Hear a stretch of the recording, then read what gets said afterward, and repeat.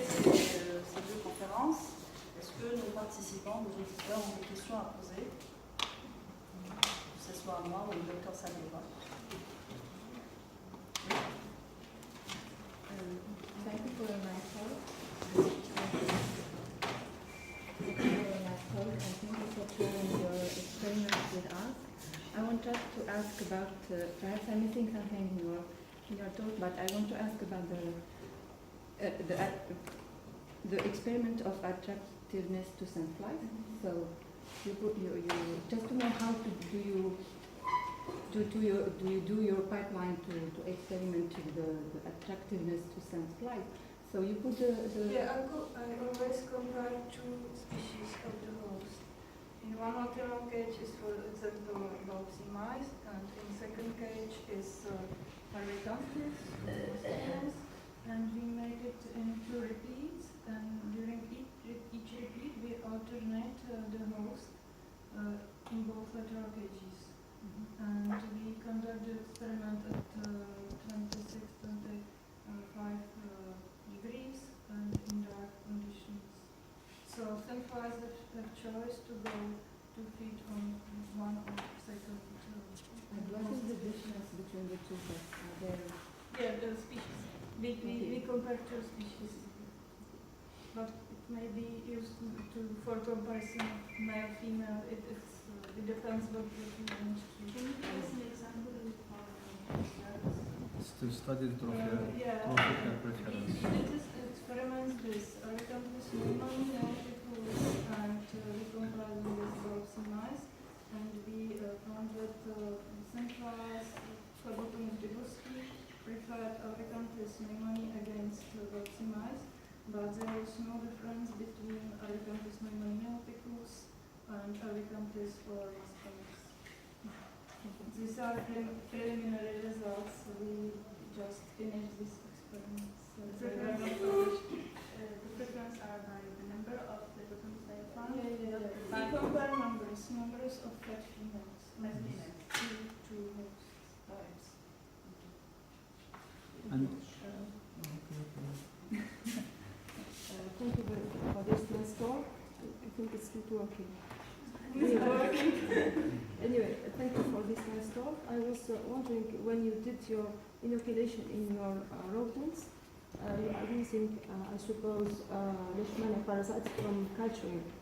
So are you using promasticoid forms, or you do some kind of purification to have the metacyclic forms? And then have you done any comparisons? Both methods. We inoculated others metacyclics from culture, but for this purpose, I think it's better to use really as natural inocula as possible. So we dissect infected sandflies where this about 60% of metacyclics. We made a spool, and this spool we inoculate into the ears. But of course it's possible to inoculate also from the culture, and better is to purify metacyclics if it is possible for particular Leishmania species.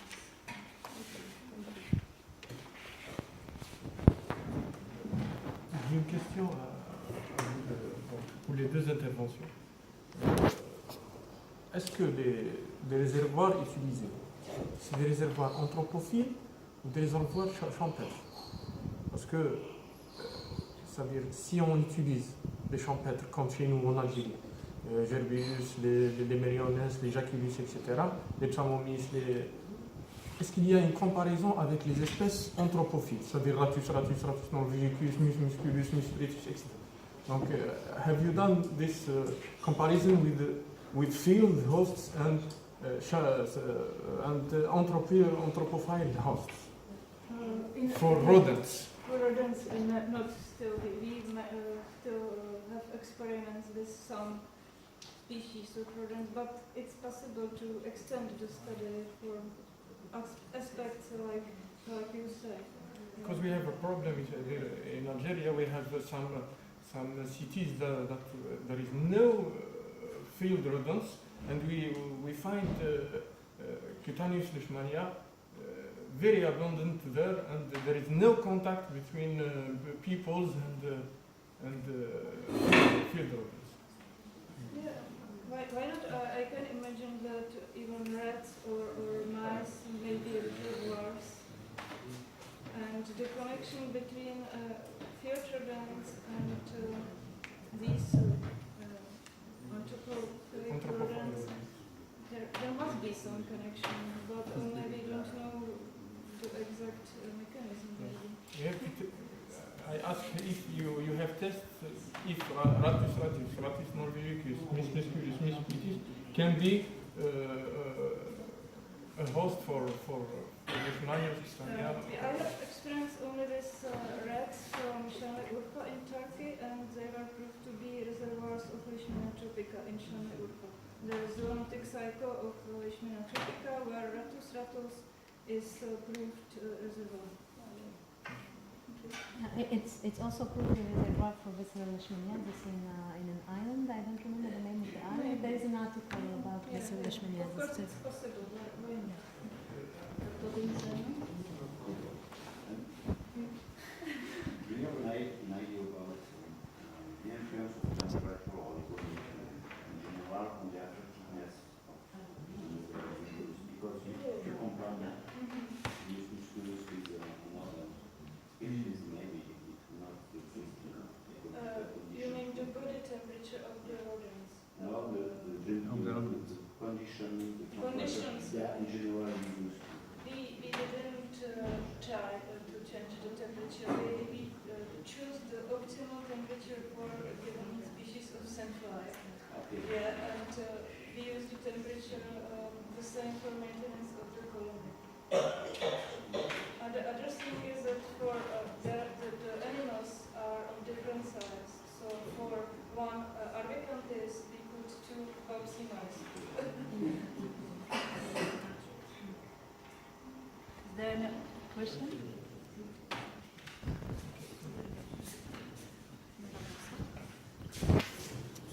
J'ai une petite question concernant la leishmaniose en Algérie. Oui. Les deux espèces, c'est-à-dire la leishmaniose que vous avez trouvée à Tamarast Illizi et c'est-à-dire le Tassili, au niveau des montagnes de Tassili, au niveau de la Kabylie.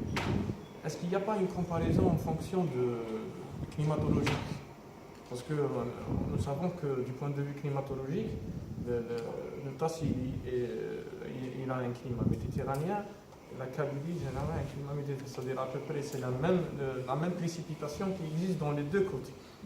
Est-ce qu'il n'y a pas une relation climatologique vis-à-vis des infections qui se trouvent de deux côtés? En fait, nous n'avons pas fait de comparaison climatique. Ce ne sont pas mes résultats, mais c'est le résultat d'autres auteurs. Donc, c'est vrai que l'espèce qui a été retrouvée dans le sud, c'est Leishmania phantom. Le typage enzymatique qui n'a pas été ici, il a été effectué, c'est mon 24. Donc, c'est la caractérisation que nous avons faite au niveau de notre laboratoire. Après, le monsieur qui a fait cette publication, c'est monsieur Benadel. Peut-être qu'il va pouvoir Quelle publication? rapporter les cas de LV au niveau de Illizi. C'est ta publication. Ben nous, enfin, ce que j'ai fait, enfin, mes données, c'est un petit peu, j'ai rapporté ce qui existe comme données, c'est-à-dire le nombre de cas qui existaient au niveau de Tamanrasset et par rapport au nord. Et puis, on a eu la chance de trouver un malade, enfin, un petit enfant qui a contracté la leishmaniose viscérale, donc ma collègue qui est là, elle est partie de là, c'est-à-dire elle a fait un petit peu du séquençage à partir de là. Donc elle peut vous en parler encore mieux par rapport aux espèces qui sont présentes. Ça.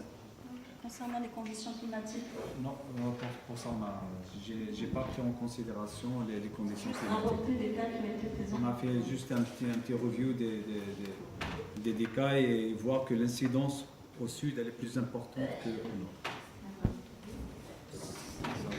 Et par rapport aux espèces, on a trouvé qu'il y a autres espèces. La viscérale, mais c'est pas le mot 1, mais c'est autre chose. Donc c'est la collègue qui va en parler. En ce qui concerne l'environnement, ça reste encore à être étudié. Donc les premières comparaisons, je considère bien que c'est de la fantôme à Tamanrasset et en Kabylie, c'est la même chose. Nous n'avons pas assez de recul par rapport au nombre d'échantillons testés, mais déjà les études préliminaires montrent qu'il y a une petite spécificité des souches trouvées au niveau de Tamanrasset. Mais c'est vrai que le Tamaracet présente un microclimat qui est différent de ce qu'il y a dans le sud. Et donc, ce n'est pas étonnant de trouver de l'infantome venant de la leishmaniose viscérale dans ces contrées.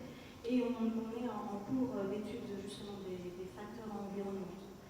Il y a des petites caractéristiques qu'il faut encore affiner. Les séquençages préliminaires qu'on a fait montrent qu'il existe des espèces qui sont identiques à ce qu'on retrouve dans le nord, au niveau de la Kabylie.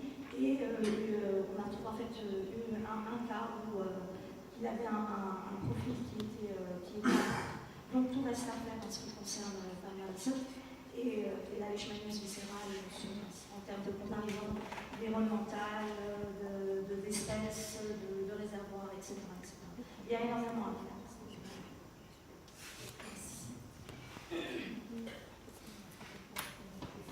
D'autres questions? Je vous remercie. Deux questions, Dr. Redaïfa.